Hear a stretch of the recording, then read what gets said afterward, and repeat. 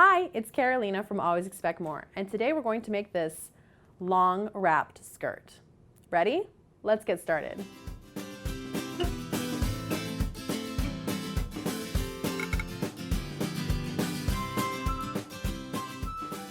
To make your wrap skirt, you're going to need a couple supplies. Look on the back of your skirt pattern to find your size. Don't just trust your ready-to-wear size. Use your measuring tape to find your measurements. That'll tell you what size you are on this pattern, and you'll know how much fabric you need to purchase. I'm using this lovely polyester spandex blend that has a great drape for this skirt. You'll also need your scissors, pins, measuring tape, and some lightweight interfacing. When you open up your pattern, you're going to find two different kinds of paper inside. Some tissue paper and some heavier printed paper. This heavier printed paper are your instructions. Make sure to keep these handy. You'll want them through this process.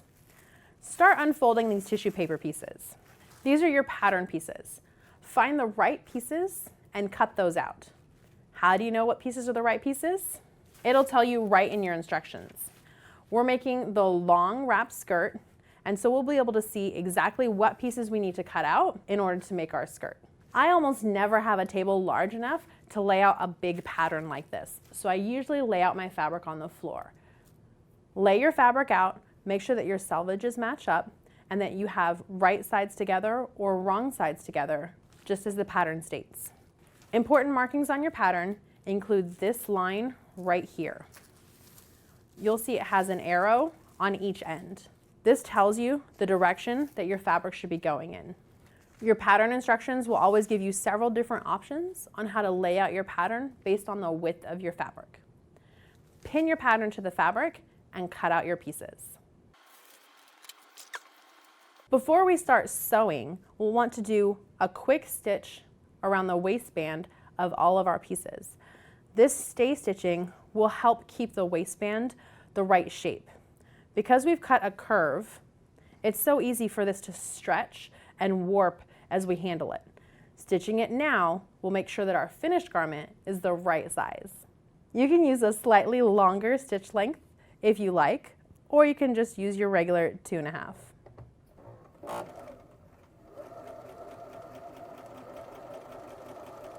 You'll want to stitch it inside of your 5/8 inch seam allowance so that this stitching doesn't show up when we finish stitching the garment. Repeat for all 4 of your skirt panels.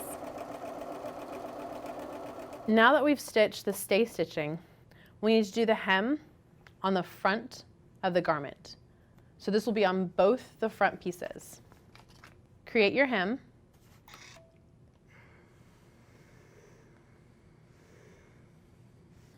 Use your measuring tape to ensure an even hem all the way across. Fold over one time and then a second time. Because I'm using a polyester spandex blend, I don't have my iron on its highest setting. Before you iron your fabric for the first time, you want to test a scrap of fabric to make sure you're not going to melt your fabrics. It's always easy to make your iron hotter, but it's impossible to fix melted fabric. Continue all the way along the front of your hem on both front pieces. Now that I've pressed the hem on both of my front pieces, I just need to stitch it down. I've changed my thread to have a black thread that matches my fabric for both the bobbin and the top. If you want, you can do a couple stitches backwards and forwards at the start to keep everything in place, but all of this is going to get stitched into our waistband, so you don't have to. If you want to have some pins to keep everything in place, you can, but I'm comfortable with it just like this. And we'll just stitch all the way down. Once you've stitched these front hems, you might see that there's a little bit of rippling. Don't go ripping out your stitches just yet.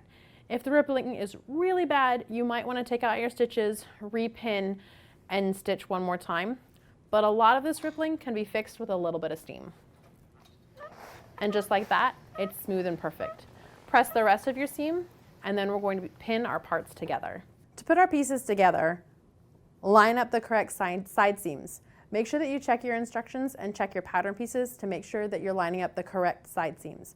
You should have notches or marks on your seams that will line up, letting you know that you're doing it correctly. Pin all the way down the seam. I like to place my pins perpendicular to the seam. This makes them easy to pull out as I'm sewing along. We're going to pin all the way down this seam, and then we're going to take it to the sewing machine. When we're sewing our side seams, we're using our 5/8 inch seam allowance. You can find that here on the stitch plate.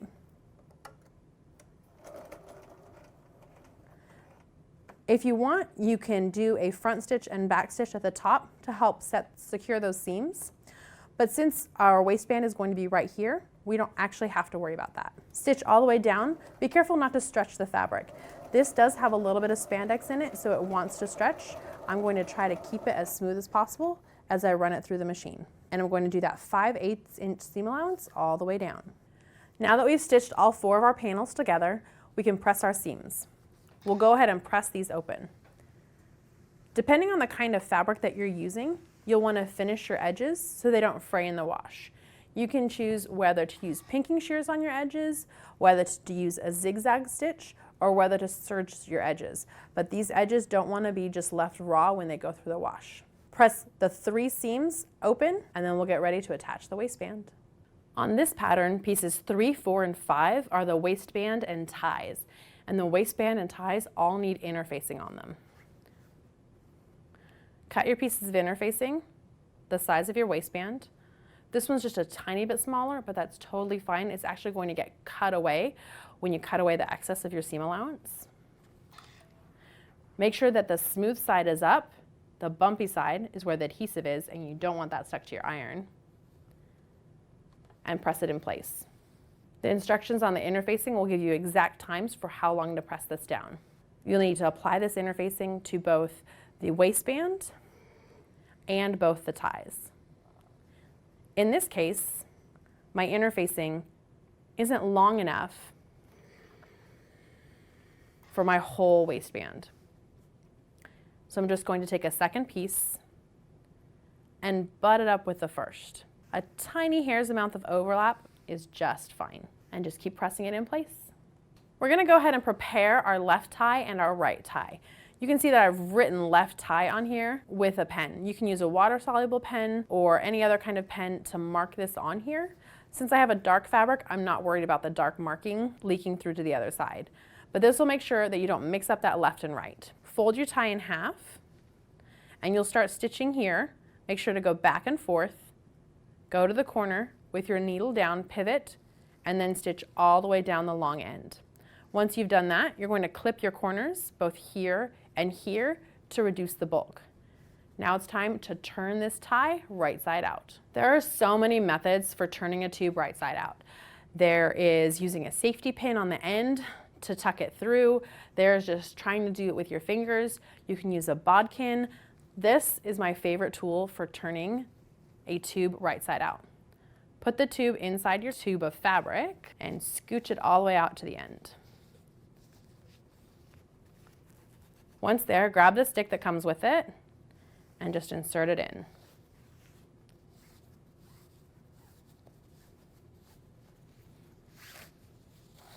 Even a long tube like this is right side out in seconds. Make sure you pull that stick out and your tube is ready to press. You can use a pin to carefully pull the seam out for your points. Don't pull too hard. You don't want to pop any of the threads.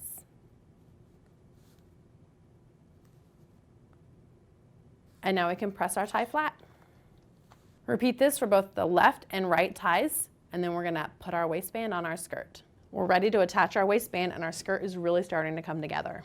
Start by finding the center back seam, and then from your waistband piece that has our interfacing, you can fold it in half or use your markings to find the center. You want to pin these right sides together.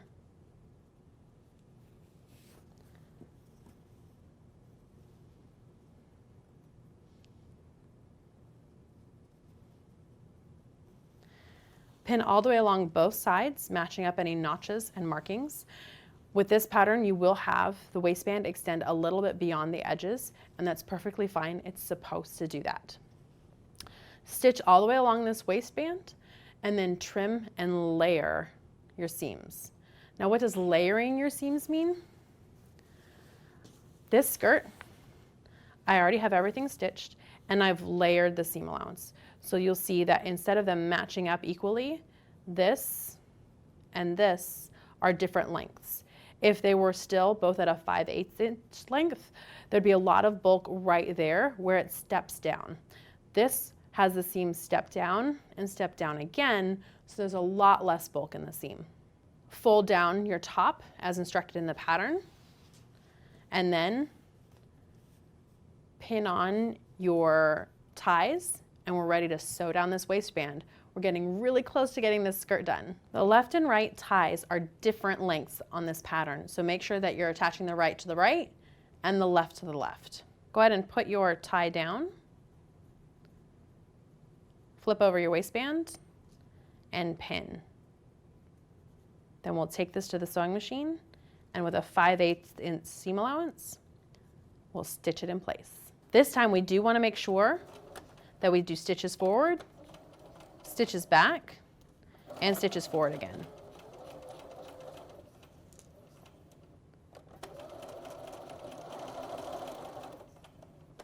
There is a lot of fabric and interfacing all in one place, and a lot of it's folded over. We want to reduce the bulk in the seam by curving and clipping those corners. Make sure that you don't cut into your threads. Flip that tie out and the tie's in place. Our next step is to stitch down this waistband. Put the waistband in place and pin. Pin all the way around the waistband, and then we're going to take it to the sewing machine one more time before we're ready to hem. We're going to stitch down our band. You're going to be tempted to stitch here on the inside of the band, but instead stitch on the outside. If your stitching on the inside isn't perfect, no one's ever going to notice, but your stitching on the outside is what's going to show to the rest of the world. Start just a couple stitches forward and then a couple stitches back just to lock those stitches in place. Make sure to come back and trim that thread later. And then stitch all the way down, securing all your layers.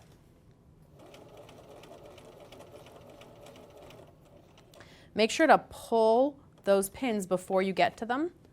You don't want to run over a pin. It can get caught up inside your machine.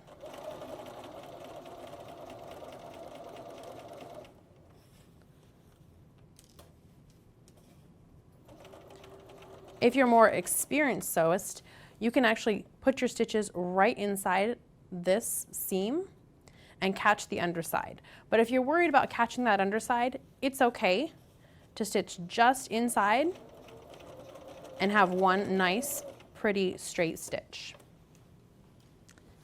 Keep this up all the way around, and then we're going to hem the bottom and finish up this skirt.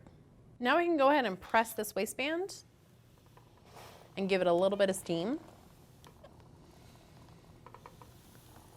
And we can see how nice and neat it looks even on the inside. Press your waistband all the way down, and then we're ready to do our hem and finish the skirt. Just like we did our front and back hems at the beginning, we just need to do our bottom hem at the end. This hem is on a little bit of a curve, but that curve also has a little bit of stretch, so it shouldn't be a problem. Just like before, roll it over and press. Pin everything in place and then take it to the sewing machine one last time. To keep the seam tacked down, I did put my pins in a little bit different direction, but I made sure that the heads of the pin are always facing me. You'll see how easy these are to remove as we stitch. Start your seam, couple stitches forward, couple stitches back, and then a few more stitches forward again. Keep going, removing your pins all the way around the bottom of this skirt.